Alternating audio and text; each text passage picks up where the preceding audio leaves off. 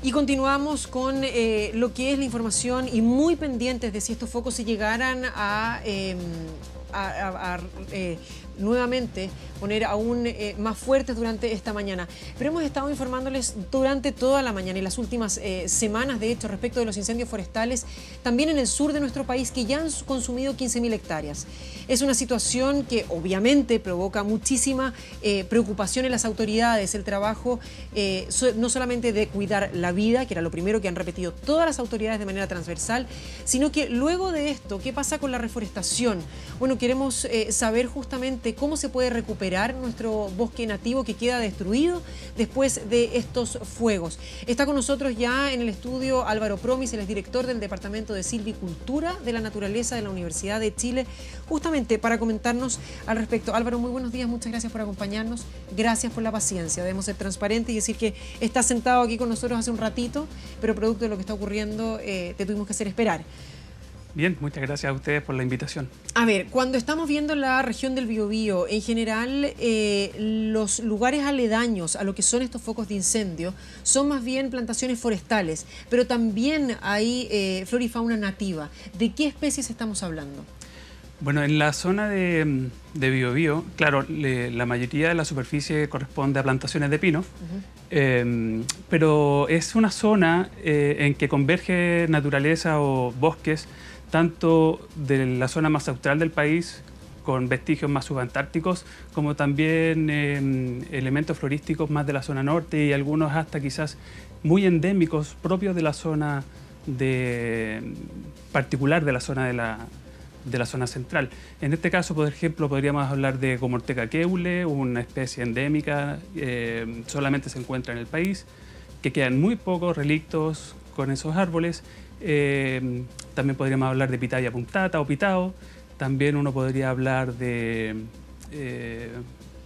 esos son los dos que más... Cuando hablamos de este tipo de árboles o de especies, y sabemos que hay en general pino y eucaliptos en la zona, ¿verdad? Hablamos de una concentración de qué cantidad de especies, porque si pensamos en un incendio forestal y en el consumo de hectáreas, 8 por vez o así, estamos hablando de que la combustión, sobre todo el eucalipto y el pino, sabemos que es muy rápida y muy fácil, es un muy buen aliciente del fuego. ¿Qué pasa con estas otras especies? Y cuando son destruidas grandes cantidades o muy poquitito. En este momento, en esa zona central, en la zona de la cordillera de la costa, son muy pequeños los fragmentos que quedan de estos bosquecitos. Son más bien parches dentro de un mar de plantaciones de pino y de eucaliptus. Entonces, que el incendio esté afectando con una gran presión e intensidad de las plantaciones de pino, al mismo tiempo está actuando con una gran intensidad y presión sobre los pequeños fragmentos de bosque nativo. Es muy pronto todavía, sabemos, lo principal es resguardar la vida humana, como decíamos antes, pero cuando pensamos en estos valles completos, estas lomas de cerros que veíamos durante la mañana consumidas absolutamente por el fuego, y tratamos de avanzar pasos agigantados, muy rápido, ¿verdad? Ya se recupera las viviendas para las personas, la situación se vuelve a la normalidad. ¿Cuánto tiempo puede tomar reforestar predios como estos? Bueno, siempre va a depender del desarrollo económico de la zona, va a depender de quiénes eran los propietarios de los terrenos, va a depender de cuál es la cantidad de plantas que se cuentan como para poder desarrollar los proyectos y el recurso económico o el presupuesto que tenga la familia, el presupuesto que tenga el país o el presupuesto que tenga la empresa. No tengo cifras todavía bien claras de lo que pasó con los incendios del año 2016-2017, que ya pasaron 2 años. 3 años. Según cifras preliminares, para el año 2018 se habían plantado un poco más de 15.000 hectáreas.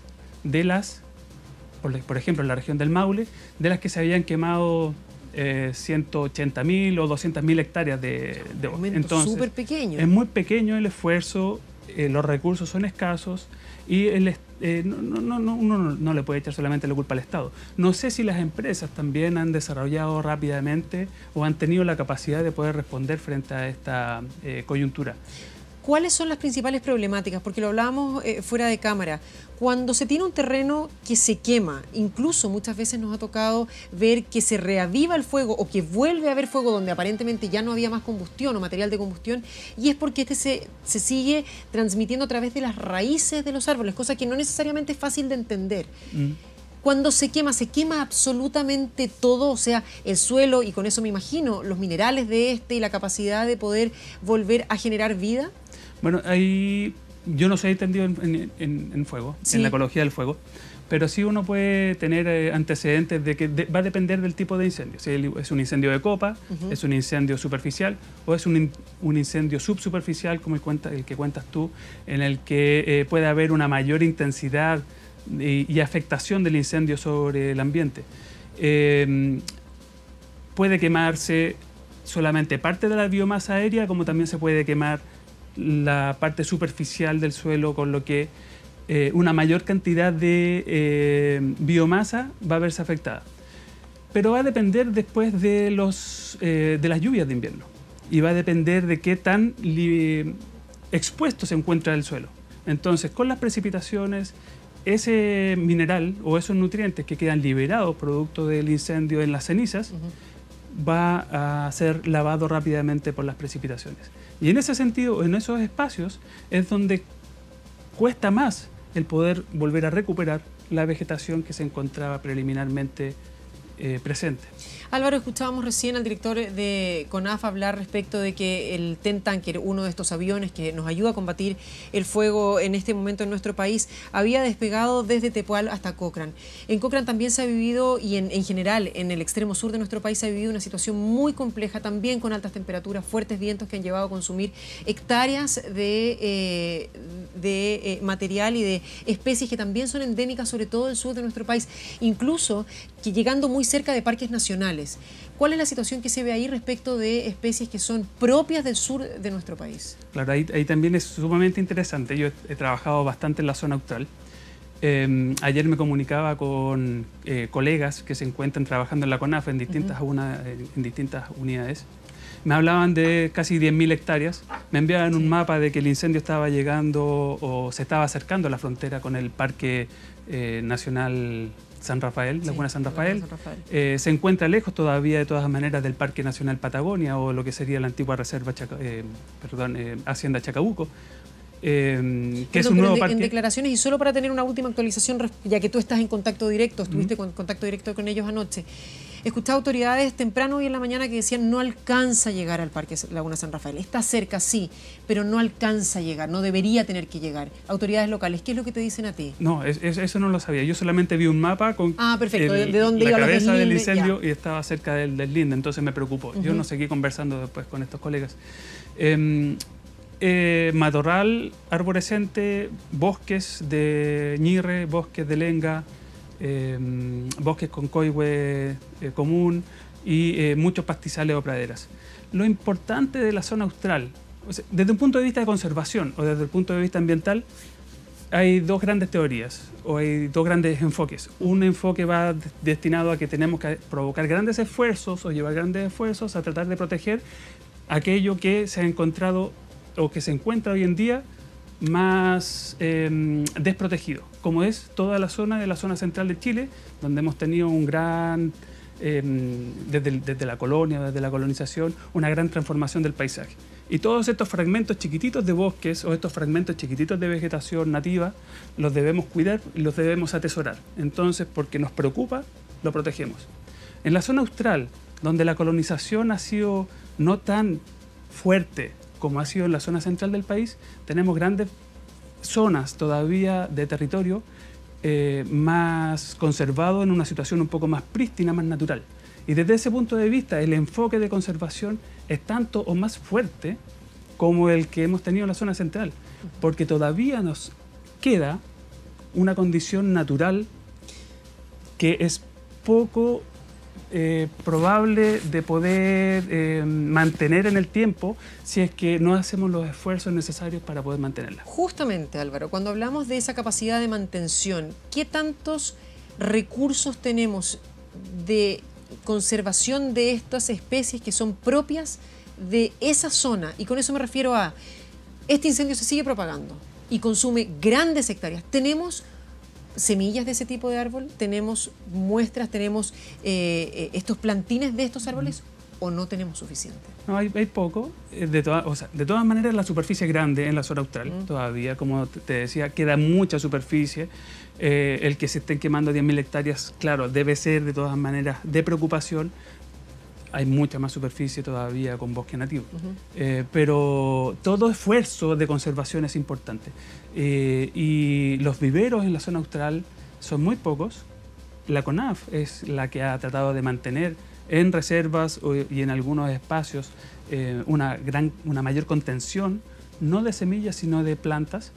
Pero una cosa importante de todas maneras desde el punto de vista natural, la naturaleza es sabia y después de 1 o 2 años, si es que ese espacio no vuelve a tener un incendio encima, si es que ese espacio no vuelve a tener un uso ganadero intensivo, se recupera y se regenera.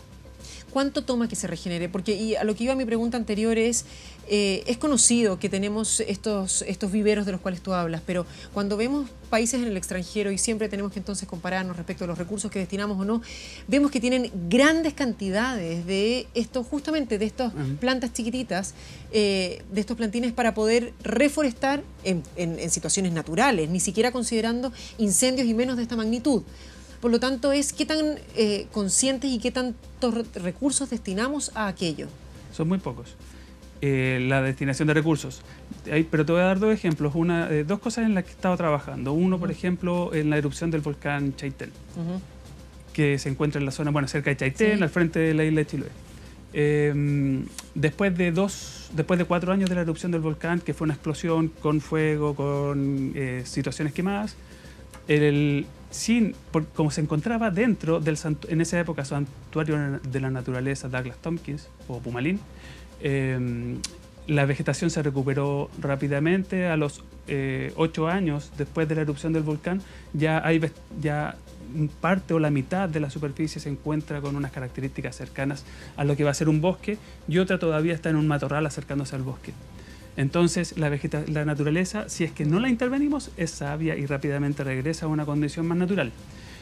En la zona de la región del Maule, en un bosquecito en el cual estamos trabajando, que tenemos un